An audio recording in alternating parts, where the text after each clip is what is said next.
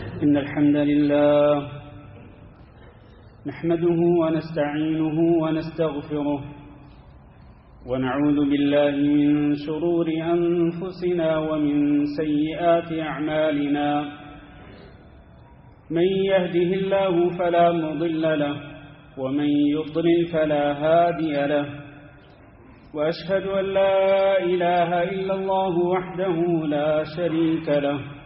وأشهد أن محمدا عبده ورسوله اللهم صل على محمد وعلى آل محمد كما صليت على إبراهيم وعلى آل إبراهيم إنك حميد مجيد اللهم بارك على محمد وعلى آل محمد كما باركت على إبراهيم وعلى آل إبراهيم إنك حميد مجيد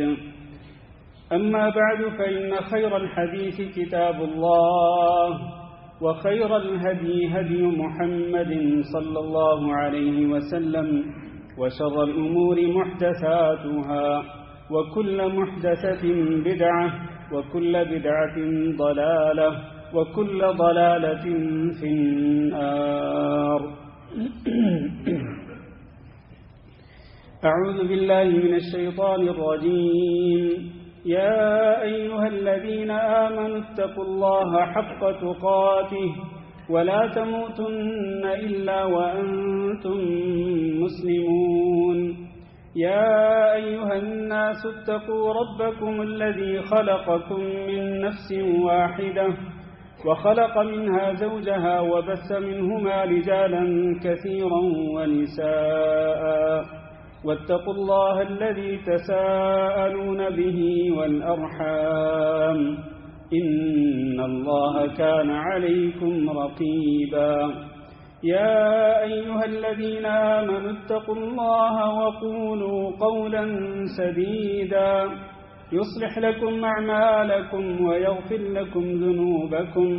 ومن يطع الله ورسوله فقد فاز فوزا عظيما قابل صد احترام دوستوں اور بھائیوں، وہ لوگ بڑے ہی خوش نصیب ہیں کہ جو اللہ کے گھروں میں بار بار آتے ہیں اور اللہ کے گھروں میں بار بار آ کر وہ اسلام کا سب سے بڑا فریضہ ادا کرتے ہیں۔ اس کے علاوہ وہ اللہ رب العزت کی بارگاہ میں جھک کر رکوع کر کے اور سجدہ ریز ہو کر وہ اللہ رب العزت کے سامنے اپنے گناہوں پر اشک ندامت بہاتے ہیں، اللہ رب العزت سے اپنے گناہوں کی معافی مانگتے ہیں اور اللہ رب العزت کی طرف رجوع کرتے ہیں، توبہ کرتے ہیں، قرآن مجید کی تلاوت کرتے ہیں، ذکر اذکار میں مشغول رہتے ہیں اور اللہ رب العزت کا تقرب حاصل کرنے کی کوشش کرتے ہیں۔ وہ لوگ جو اللہ کی مسجدوں کے اندر آتے ہیں وہ اللہ رب العزت کے مہمان ہوتے ہیں، اور ایک میزبان پر یہ فرض ہے کہ وہ اپنے مہمان کا اکرام کرے، اور اللہ رب العزت تو اکرم الاکرمین ہے، سب سے زیادہ اکرام کرنے والا ہے۔ تو اللہ اپنے گھروں کے اندر آنے والے یہ جو اہل ایمان ہوتے ہیں، اللہ ان کی میزبانی بھی کرتا ہے اور اللہ رب العزت ان کا اکرام بھی کرتا ہے۔ میرے عزیز بھائیوں اور دوستو، یہ جو اللہ کی مساجد ہیں ان کو آباد کرنے والے لوگوں کی بڑی فضیلت ہے۔ اللہ رب العزت نے سورہ توبہ کے اندر ارشاد فرمایا کہ ما كان للمشركين ان يعمروا مساجد الله شاهدين على انفسهم بالكفر اولئك حبطت اعمالهم وفي النار هم خالدون۔ مشرکین کو یہ بات زیب نہیں دیتی کہ وہ اللہ کی مسجدوں کو آباد کریں جبکہ وہ اپنے اوپر کفر کی بھی گواہی دے رہے ہوتے ہیں۔ یہ وہ لوگ ہیں کہ یہ چاہے مسجدوں کے اندر بھی آئیں، یہ جو مشرک اللہ کے ساتھ شرک کرنے والے لوگ اور اپنے اوپر کفر کی گواہی دینے والے جو لوگ ہیں، اولئک حبطت اعمالهم ان کی زندگی بھر کے سارے اعمال غارت اور برباد ہو گئے. وفی النار ہم خالدون، اور یہ قیامت کے دن جہنم کے اندر ہمیشہ ہمیشہ رہیں گے. یہ تو مشرکین کی بات ہوئی کہ ان کے لیے یہ لائق نہیں، ان کو یہ بات زیب نہیں دیتی کہ وہ اللہ کی مسجدوں کو آباد کریں. تو پھر مسجدوں کو آباد کرنے والے لوگ کون ہوتے ہیں؟ اللہ نے فرمایا انما یعمر مساجد اللہ من آمن باللہ والیوم الآخر. اللہ کی مسجدوں کو آباد کرنے والے لوگ تو وہ ہوتے ہیں کہ جو اللہ پر ایمان لاتے ہیں اور آخرت کے دن پر ایمان لاتے ہیں. وَأَقَامَ الصَّلَاةَ، اور وہ نماز پابندی کے ساتھ ادا کرتے ہیں. وَآتَ الزَّكَاةَ، اور ان کے مالوں میں اگر زکوٰۃ فرض ہو تو زکوٰۃ بھی ادا کرتے ہیں. وَلَمْ يَخْشَ أَحَدًا إِلَّا اللَّهَ، اور وہ اللہ کے علاوہ کسی اور سے ڈرتے بھی نہیں. تو جو اللہ پر سچا ایمان لانے والے لوگ ہوتے ہیں، آخرت کے دن پر ایمان رکھنے والے لوگ ہوتے ہیں، نماز پابندی کے ساتھ پڑھنے والے ہوتے ہیں، زکوٰۃ ادا کرنے والے لوگ ہوتے ہیں، اللہ کے سوا کسی سے ڈرنے والے نہیں ہوتے. یہ 5 صفات جن لوگوں کی ہوتی ہیں، یہی خوش نصیب لوگ ہیں کہ جو اللہ کی مساجد کو، اللہ کے گھروں کو آباد کرتے ہیں. اور ان کی فضیلت کیا ہے؟ فَعَسَىٰ أُولَٰئِكَ أَن يَكُونُوا مِنَ الْمُهْتَدِينَ، بہت قریب ہے کہ یہی لوگ ہی ہدایت یافتہ لوگوں میں سے ہو جائیں. اصل میں ہدایت یافتہ لوگ تو یہی ہیں کہ جو اللہ پر سچا ایمان لاتے ہیں، آخرت کے دن پر بھی نماز بھی پابندی کے ساتھ پڑھتے ہیں، زکوٰۃ بھی ادا کرتے ہیں، اور اللہ کے سوا کسی سے ڈرتے بھی نہیں. حقیقت میں ہدایت یافتہ لوگ جو سیدھے راستے پر چل رہے ہیں، یہ لوگ ہدایت یافتہ لوگ ہیں. اور اللہ تعالیٰ سے ہم دعا کرتے ہیں کہ اللہ ہم سب کو بھی انہی خوش نصیب لوگوں کے اندر شامل فرمائے. میرے عزیز بھائیوں، اللہ کی مسجدوں کے، اللہ کے گھروں کے بڑے فضائل ہیں، اور اسلام کے اندر اس مسجد کی بڑی اہمیت ہے. اس مسجد کی اہمیت کی وجہ سے ہی جب رسول اکرم صلی اللہ علیہ وسلم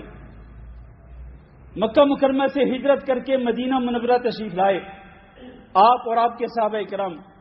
تو آپ صلی اللہ علیہ وسلم نے 10 دن بنو عمر بن عوف کے محلے کے اندر قیام کیا تھا. اور اس وقت یہ علاقہ مدینہ سے باہر تھا، جہاں آج کل مسجد قباء بھی ہے. وہاں نبی صلی اللہ علیہ وسلم نے مسجد قباء کی بنیاد رکھی تھی. اور پھر جب نبی صلی اللہ علیہ وسلم یثرب، یعنی جس کا نام بعد میں مدینۃ الرسول رکھا گیا، اس مدینہ کے اندر نبی صلی اللہ علیہ وسلم اپنے شہر کے اندر آئے، تو آپ صلی اللہ علیہ وسلم نے سب سے پہلا جو کام کیا تھا وہ یہی تھا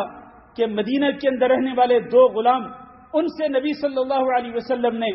مسجد کے لیے زمین خریدی. اپنے ذاتی پیسوں سے، اپنے ذاتی مال سے نبی صلی اللہ علیہ وسلم نے وہ زمین خریدی، اور وہاں پر نبی صلی اللہ علیہ وسلم نے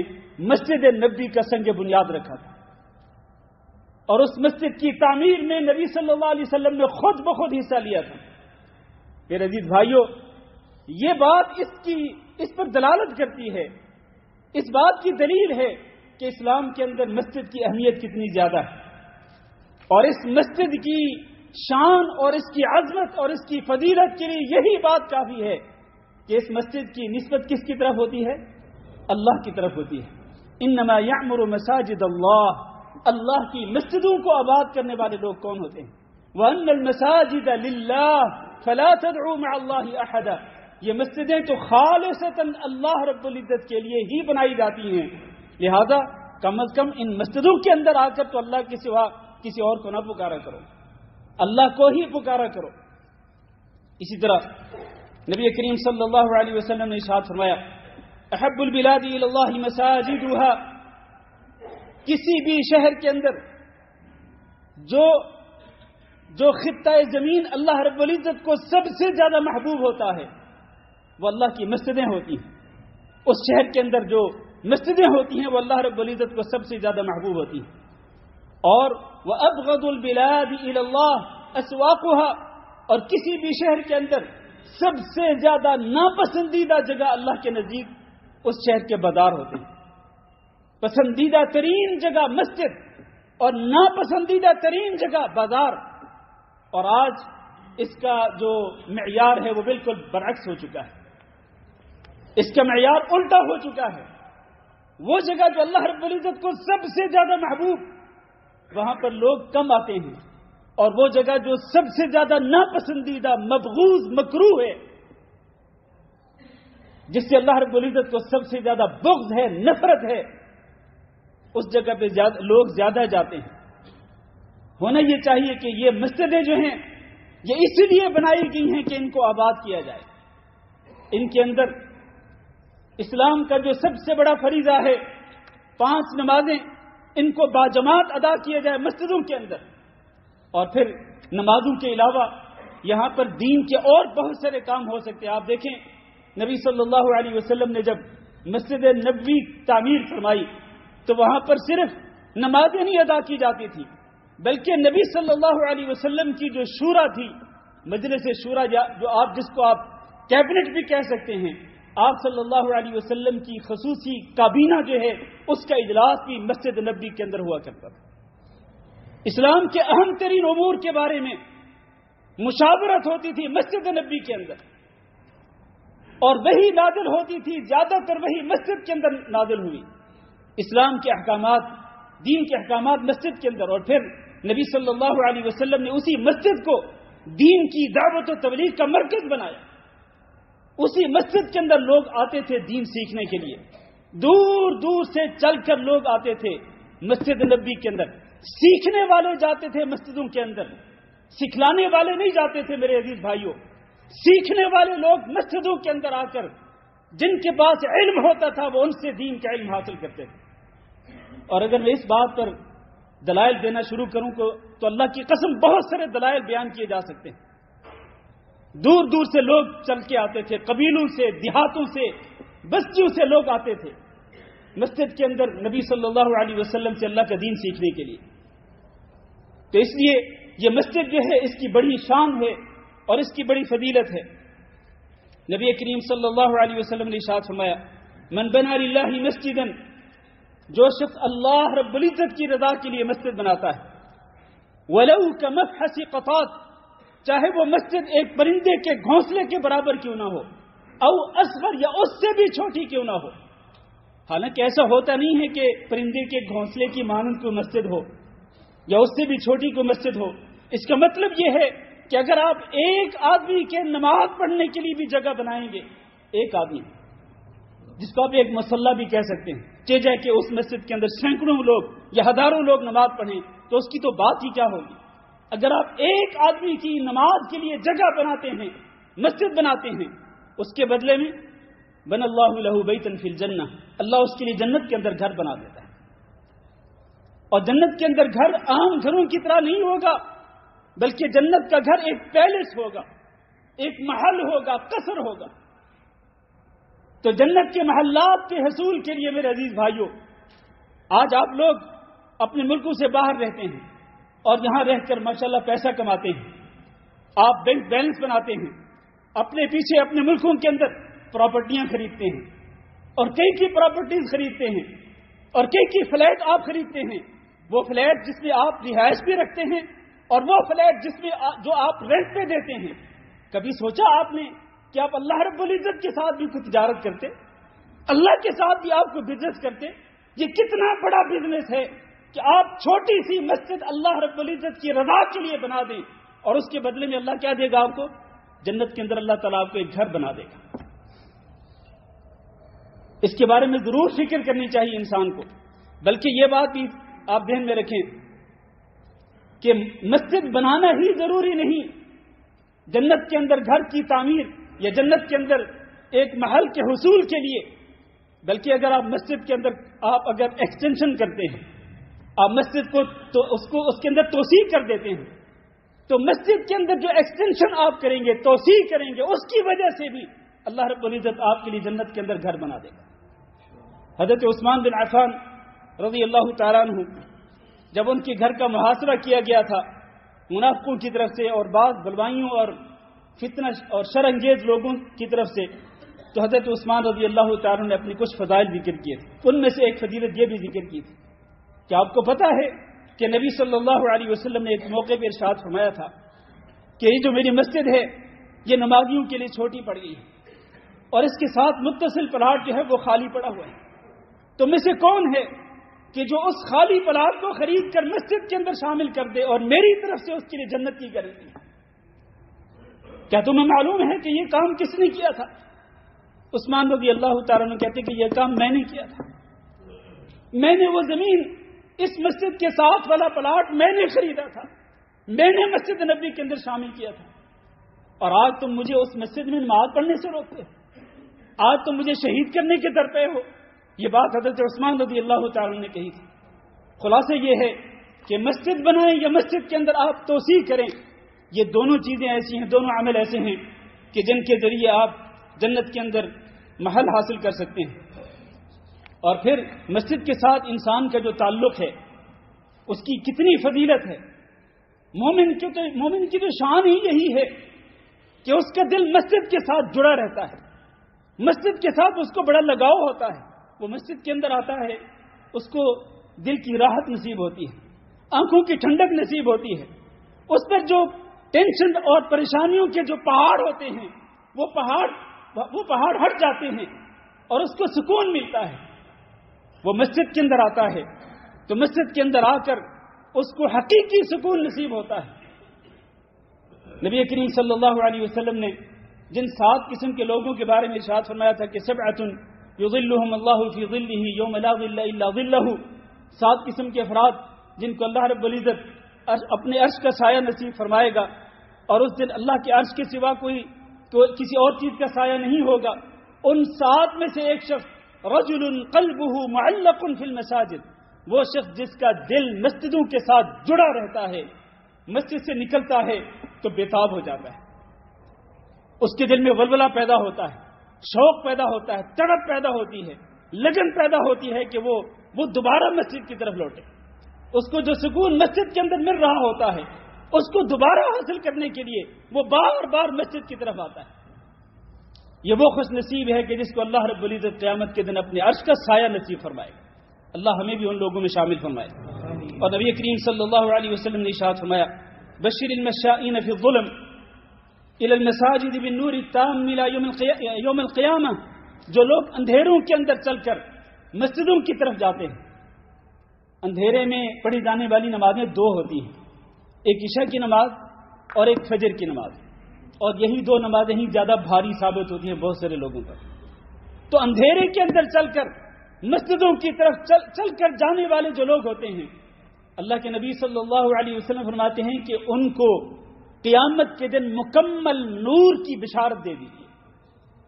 ان کے سامنے نور ہی نور ہوگا، کیونکہ وہ دنیا کے اندر اندھیرے کی پرواہ نہیں کرتے تھے، بلکہ اندھیرے کے اندر چل کر وہ مسجد کی طرف جاتے تھے اور عشاء اور فجر کی نماز وہ باجماعت ادا کرتے تھے۔ اسی طرح رسول اکرم صلی اللہ علیہ وسلم کے ارشاد گرامی ہے من تطہر فی بیتہ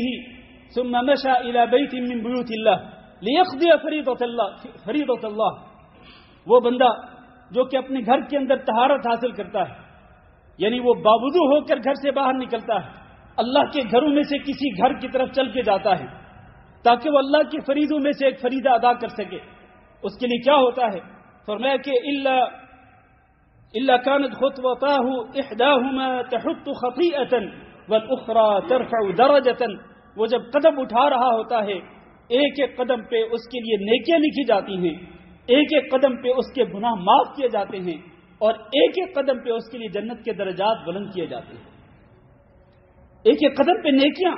اور ایک ایک قدم پہ گناہوں کی معافی ہوتی ہے۔ مسجد کی طرف چل کر آنے کی یہ فضیلت ہے۔ بنو سلمہ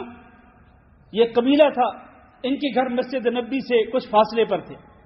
اور یہ چل کر آتے تھے، چل کر واپس جاتے تھے۔ تو ان کو کسی نے مشورہ دیا کہ آپ اتنی دور سے چل کے آتے ہیں اور اتنی دور واپس چل کے جاتے ہیں، دن اور رات میں 5 مرتبہ ایسا کیوں نہیں کرتے آپ کے مسجد نبی کے قریب ہی آپ زمین خرید لیں یا گھر خرید لیں تاکہ آپ کا آنا جانا مسجد کے اندر آسان ہو جائے۔ بنو سلمہ انہوں نے ارادہ کر لیا کہ وہ جگہ خرید لیں، گھر خرید لیں، مسجد کے اندر آنا جانا ان کا قریب ہو جائے، ان کے لیے آسان ہو جائے۔ رسول اکرم صلی اللہ علیہ وسلم کو پتہ چلا تو آپ نے کیا فرمایا تھا؟ فرمایا کہ بنی سلمہ دیارکم تکتب آثارکم تکتب آثارکم، اے بنو سلمہ تم اپنے انہی گھروں کے اندر ہی رہو، اس لیے کہ تم جب چل کے آتے ہو تمہارے قدم قدم پہ نیکیاں لکھی جاتی ہیں اور تمہارے گناہ معاف کیے جاتے ہیں، اور یہ جو تمہارے قدموں کے نشانات ہیں نا آتے ہوئے اور جاتے ہوئے، یہی نشانات بھی تمہارے لکھے جا رہے ہیں۔ قیامت کے دن یہی زمین آپ کے حق میں گواہی دے گی کہ یہ لوگ اللہ کی رضا کے لیے اللہ کی مسجد کی طرف چل کے بھی جاتے تھے اور واپس چل کے اپنے گھروں کی طرف بھی جاتے تھے۔ یہ نشانات بھی انسان کے لیے گواہی دیں گے قیامت کے دن۔ اس لیے میرے بھائیوں،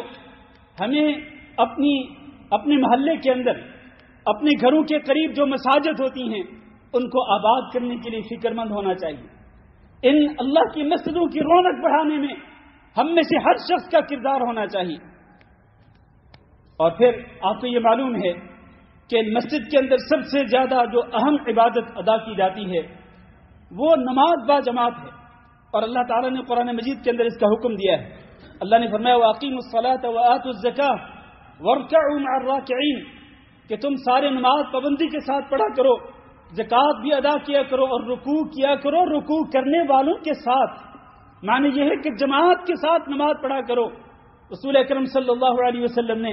جماعت کے ساتھ پڑھی جانے والی جو نماز ہے اس کو اکیلے پڑھی جانے والی نماز سے 27 گنا افضل قرار دیا ہے۔ اور پھر آپ دیکھیں کہ کتنے زیادہ فضائل حاصل ہوتے ہیں، یعنی اس کے علاوہ کہ انسان کو قدم قدم پہ نیکیاں ملتی ہیں، گناہ معاف ہوتے ہیں، درجات بلند ہوتے ہیں، اس کے علاوہ جب انسان مسجد کے اندر آ جاتا ہے اور جب تک جماعت کھڑی نہیں ہوتی اس وقت تک وہ ایسے ہی ہے جیسے کہ وہ نماز پڑھ رہا ہے، اور پھر جب نماز ختم ہو جاتی ہے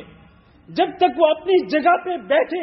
وہ اللہ رب العزت کا ذکر کرتا رہتا ہے، جب تک وہ اپنی جگہ پہ بیٹھے تسبیحات پڑھتا رہتا ہے، جب تک وہ اپنی جگہ پہ بیٹھے وہ قرآن مجید کی تلاوت کرتا ہے یا دعا کرتا ہے، ذکر اذکار کرتا ہے، ادھر سے فرشتے اس کے لیے دعا کر رہے ہوتے ہیں اللہم اغفر لہ، اللہ اس کے گناہوں کو معاف کر دے، اللہم ارحمہ، اللہ اس کی حالت پہ رحم فرما،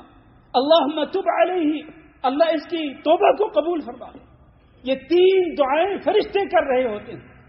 ان 3 دعاؤں کا مستحق کون سا خوش نصیب ہوتا ہے؟ وہ خوش نصیب ہوتا ہے جو مسجد کے اندر آ کر با جماعت نماز ادا کرے اور پھر نماز ادا کرنے کے بعد اپنی جگہ پہ بیٹھے وہ اللہ کے ذکر میں مشغول رہے۔ جب تک وہ اللہ کے ذکر میں مشغول رہے گا فرشتے اس کے لیے 3 دعائیں مسلسل کرتے رہیں گے،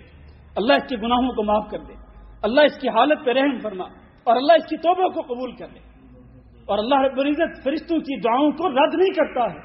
اللہ فرشتوں کی دعاؤں کو قبول کرتا ہے۔ اور میرے بھائیوں، فرشتوں کی دعاؤں کو آپ حاصل کریں، فرشتوں کی دعائیں جو ہیں وہ ضرور لیں، اور فرشتوں کی دعائیں اپنے حق میں اللہ تعالیٰ سے ضرور قبول کروائیں۔ اس کے لیے اللہ تعالیٰ نے آپ کو بہت بڑا موقع دیا ہے۔ اور اس کے علاوہ مسجد کے اندر قرآن مجید کی تعلیم بھی ہوتی ہے، فرض نمازیں ادا ہوتی ہیں اور مسجد کے اندر قرآن مجید کی تعلیم بھی ہوتی ہے۔ رسول اکرم صلی اللہ علیہ وسلم نے فرمایا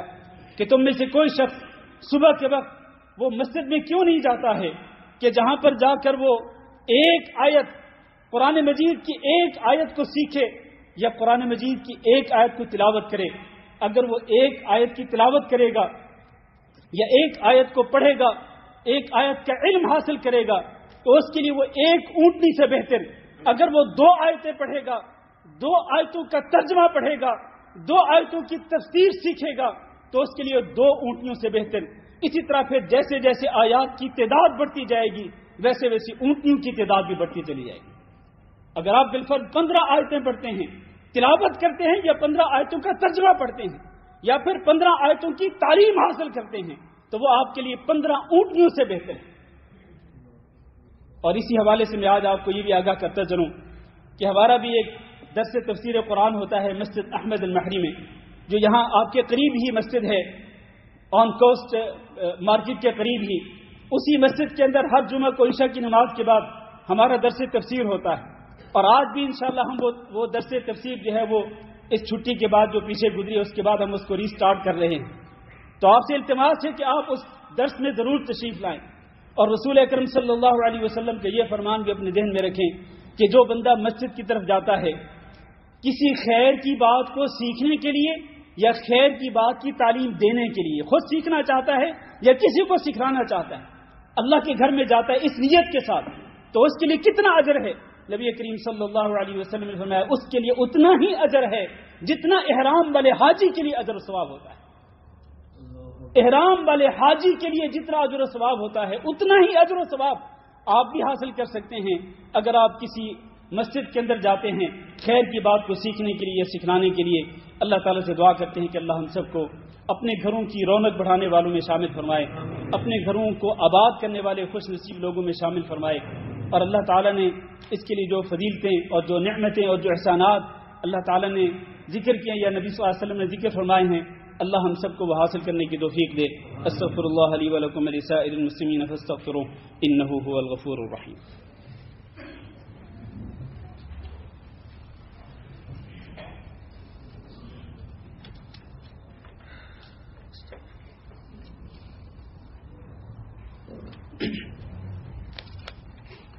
إن الحمد لله نحمده ونستعينه ونستغفره ونعوذ بالله من شرور أنفسنا ومن سيئات أعمالنا من يهده الله فلا مضل له ومن يضلل فلا هادي له وأشهد أن لا إله إلا الله وحده لا شريك له وأشهد أن محمدا عبده ورسوله اللهم صل على محمد وعلى آل محمد كما صليت على إبراهيم وعلى آل إبراهيم إنك حميد مجيد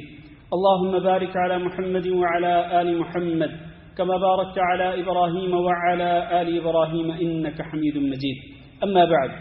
میرے عزیز بھائی اور دوستو، مسجد کے کچھ آداب بھی ہیں، ان آداب کو ملحوظ خاطر رکھنا چاہیے اور ہمیشہ ان آداب کی پابندی کرنی چاہیے۔ ان آداب میں سے پہلی بات یہ ہے کہ مسجد کی صفائی کا خیال رکھنا چاہیے، مسجد کی نظافت کا خیال رکھنا چاہیے، اس لیے کہ یہ اللہ کا گھر ہے اور اللہ کا گھر زیادہ حق رکھتا ہے کہ اس کی صفائی کی جائے، اس کو صاف ستھرا رکھا جائے۔ ہم اپنے گھروں کے اندر جب ہوتے ہیں تو گھروں کے اندر ہم اس بات کو پسند نہیں کرتے کہ کچرا پڑا ہو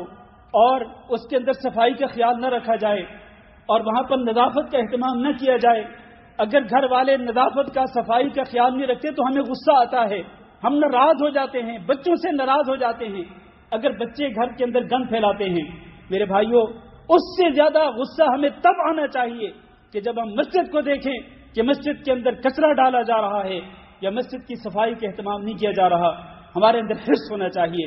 اور ہمارے اندر شوق ہونا چاہیے کہ ہم میں سے ہر بندہ اس بات کا خیال رکھے کہ اس نے اللہ رب العزت کے گھر کو صاف ستھرا رکھنا ہے۔ دوسری بات یہ ہے کہ مسجد کو ہر قسم کی بدبو سے پاک رکھنا چاہیے، اس لیے کہ مسجد اللہ کا گھر ہے اور اللہ کے گھر کو ہر قسم کی بدبو سے پاک رکھنا ضروری ہے۔ حتیٰ کہ نبی کریم صلی اللہ علیہ وسلم نے ارشاد فرمایا کہ جو شخص پیاز کھائے، کچا پیاز یا پھر کچا لہسن کھا لے، آپ نے فرمایا کہ فلا یقربن مصلانا، وہ ہماری مسجد کے قریب بھی نہ آئے۔ چاہے کہ مسجد کے اندر داخل ہونا تو دور کی بات، وہ مسجد کے قریب بھی نہ پھٹکے۔ کیوں؟ اس لیے کہ اس کے منہ سے بدبو آ رہی ہے، حالانکہ اس نے ایک حلال چیز کھائی ہے، پاک چیز کھائی ہے۔ کچا پیاز کھانا حرام نہیں ہے، کچا لہسن کھانا بھی حرام نہیں ہے، حلال ہے، پاک ہے، لیکن چونکہ اس کی وجہ سے بدبو ہوتی ہے، اللہ کے نبی صلی اللہ علیہ وسلم نے مسجد کے قریب آنے سے منع فرما دیا۔ اور آپ نے فرمایا فَإِنَّ الْمَلَائِكَةَ تَتَأَذَّى مِمَّا يَتَأَذَّى مِنْهُ بَنُو آدم، فرشتوں کو بھی ہر ایسی چیز سے اذیت پہنچتی ہے، تکلیف پہنچتی ہے جس سے بنو آدم کو تکلیف پہنچتی ہے۔ اگر بنو آدم کو بدبو کی وجہ سے تکلیف پہنچتی ہے تو فرشتوں کو بھی، جو انسان کے اعمال نوٹ کرنے پہ مامور ہیں اور جو ویسے اللہ کے گھروں کے اندر ہوتے ہیں، ان فرشتوں کو بھی سخت اذیت پہنچتی ہے لوگوں کی بدبو کی وجہ سے۔ اور آج لوگ سگریٹ نوشی کرتے ہیں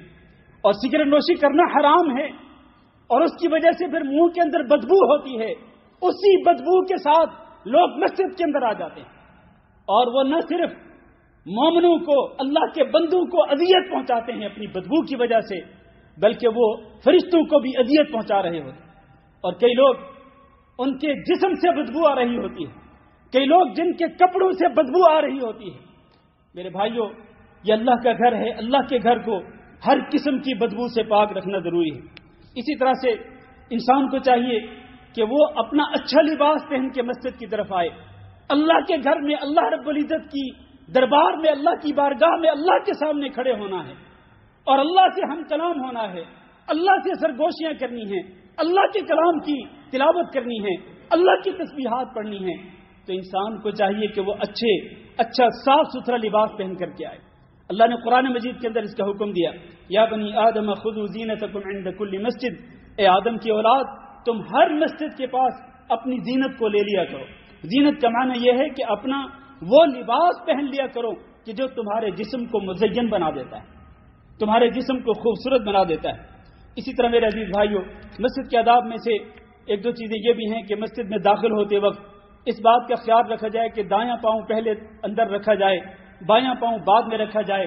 نکلتے وقت بایاں پاؤں پہلے نکالا جائے، دایاں پاؤں بعد میں نکالا جائے، داخل ہوتے وقت مسنون دعا پڑھی جائے، نکلتے وقت مسنون دعا پڑھی جائے۔ اور اسی طرح جب آپ مسجد کے اندر داخل ہوں، کئی لوگوں کو دیکھا جاتا ہے کہ وہ مسجد کے اندر داخل ہوتے ہی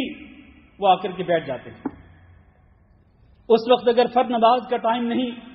اور اگر فرض نماز سے پہلے سنتیں بھی نہیں، تو چونکہ فرض نماز کا ٹائم بھی نہیں، فرض نماز سے پہلے سنتیں بھی نہیں، تو پھر وہ تحیۃ المسجد کی 2 رکعتیں بھی نہیں پڑھتے ہیں۔ اللہ کے رسول صلی اللہ علیہ وسلم نے منع فرمایا، اذا دخل احدكم المسجد فلا يجلس حتى يصلي ركعتين، تم میں سے کوئی شخص جب بھی مسجد میں داخل ہو تو وہ اس وقت تک نہ بیٹھے جب تک کہ وہ 2 رکعت نماز ادا نہ کر لے۔ حتیٰ کہ خطبہ جمعہ کے دوران بھی اگر کوئی بندہ مسجد میں داخل ہو، اس پر یہ واجب ہے کہ وہ پہلے 2 رکعت تحیۃ المسجد نماز ادا کرے، اس کے بعد وہ بیٹھ کر خاموشی سے خطیب کا خطبہ سنے۔ نبی صلی اللہ علیہ وسلم نے اپنا خطبہ روک کر ایک بندے کو جو آ کے بیٹھ گیا تھا خطبے کے دوران، آپ نے اس کو کھڑے ہونے کا حکم دیا تھا اور فرمایا تھا کہ تم پہلے 2 رکعتیں پڑھو، اس کے بعد میرا خطبہ بیٹھ کر کے سنو۔ اسی طرح میرے عزیز بھائیوں، مسجد کے آداب میں سے ایک بات یہ بھی ہے کہ مسجد کے اندر اونچی اونچی آواز سے گفتگو نہیں کرنی چاہیے، اور خاص طور پر دنیاوی گفتگو سے اجتناب اور پرہیز کرنا چاہیے۔ عموماً دیکھا جاتا ہے لوگ مسجد کے اندر محفل بپا کرتے ہیں اور اونچی اونچی آواز سے گفتگو کر رہے ہوتے ہیں، اور یہاں بھی دیکھا کہ اس مسجد کے اندر بھی کہ خطبہ جمعہ ہو جاتا ہے، نماز پڑھ لی جاتی ہے، نماز کے بعد 2-4 لوگ ادھر کھڑے ہیں، 2-4 لوگ ادھر کھڑے ہیں، 2-4 لوگ ادھر کھڑے ہیں، اور سارے اپنی دنیاوی گفتگو کے اندر حال احوال پوچھنے میں لگے ہوئے ہیں، جبکہ ان کے قریب ہی کوئی بندہ نماز پڑھ رہا ہے اور کوئی بندہ قرآن مجید کی تلاوت کر رہا ہے، کوئی بندہ اللہ تعالیٰ سے دعا کر رہا ہے۔ اور میرے بھائیوں، رسول اکرم صلی اللہ علیہ وسلم کی ارشاد گرامی ہے، یہ حدیث سنیے، میں خطبہ ختم کر رہا ہوں۔ آپ نے فرمایا، الا ان کلکم مناج ربہ، خبردار تم میں سے ہر شخص اپنے رب سے سرگوشی کر رہا ہوتا ہے، فلا یؤذین بعضکم بعضا، لہذا تم میں سے کوئی بندہ کسی کو تکلیف نہ پہنچائے، ولا یرفع بعضکم علی بعض فی القراءۃ، لہذا وہ قرات کے دوران قرات کرتے ہوئے بھی اپنی آواز دوسرے سے بلند نہ کرے۔ اگر میرے بھائیوں قرات کے دوران اگر اپنی آواز کو دوسرے کی آواز سے بلند نہیں کر سکتے ہیں تو جہاں لوگ نماز پڑھ رہے ہوں آپ دنیاوی گفتگو کرتے ہوئے اپنی آواز کس طرح بلند کر سکتے ہیں؟ اس لیے انسان کو مسجد کے آداب کا جو ہے وہ مکمل طور پر خیال رکھنا چاہیے۔ اللہ تعالیٰ سے دعا کرتے ہیں کہ اللہ رب العزت ہم سب کو ان آداب کی پابندی کرنے کی توفیق دے۔ مسجد کے اندر میرے عزیز بھائیوں خرید و فروخت کرنا بھی جائز نہیں ہے، نبی صلی اللہ علیہ وسلم نے اس سے بھی منع فرمایا۔ مسجد کے اندر کسی گم شدہ چیز کا اعلان کرنا کہ میری فلاں چیز گم ہو گئی ہے، جس کے پاس ہو تو وہ مجھے دے دے، یہ اعلان کرنا بھی جائز نہیں ہے، مسجد کے آداب کے خلاف ہے۔ اللہ کے رسول نے فرمایا کہ اگر تم کسی کو دیکھو کہ وہ اپنی گم شدہ چیز کا اعلان کر رہا ہے تو تم یہ کہو اس کو کہ اللہ تعالیٰ تمہاری وہ گم شدہ چیز تمہاری طرف واپس نہ لوٹائے۔